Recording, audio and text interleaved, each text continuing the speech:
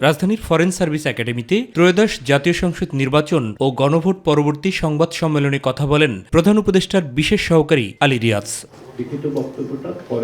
জনগণ আর পুরনো বন্দোবস্তে ফিরে যেতে চায় না, তা গণভোটের ফলাফল থেকেই স্পষ্ট হয়েছে বলে মন্তব্য করে নির্বাচিত সব পক্ষকে ঐক্যবদ্ধভাবে গণভোটের রায় বাস্তবায়নের আহ্বান জানান ডক্টর আলী রিয়াজ। সংখ্যাগরিষ্ঠ দল হিসেবে যারা নির্বাচিত হয়েছেন এবং যারা অন্যান্য সদস্য এবং দল আছেন, আমরা আশা করি যে তারা যে অঙ্গীকার করেছেন সেই অঙ্গীকারের ভিত্তিতে জুলাই জাতীয় সনদ বাস্তবায়নের আদেশের আলোকে তারা তাদের পদক্ষেপ গ্রহণ করবেন।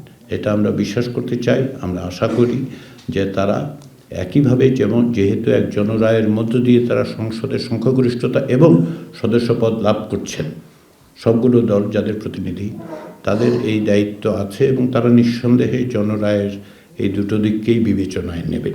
এটাই আমাদের প্রত্যাশা। 17 ফেব্রুয়ারির মধ্যে নির্বাচিতদের শপথ অনুষ্ঠিত হবে বলে জানান প্রধান উপদেষ্টার প্রেস সচিব। শপথের জন্য প্রস্তুতির কাজ গতকাল থেকেই শুরু হয়েছে। আজকে আপনারা দেখেছেন যে গেজেট অলরেডি এমপিদের গেজেট প্রকাশ হয়েছে এবং বাকি কাজ খুব দ্রুত গতিতে চলছে। চিফ অ্যাডভাইজার কালকেও কাজ করেছেন, আজকেও চিফ অ্যাডভাইজার কাজ করছেন এবং পুরো টিম কাজ করছে, ক্যাবিনেট কাজ করছে স্মুথ ট্রানজিশনের জন্য।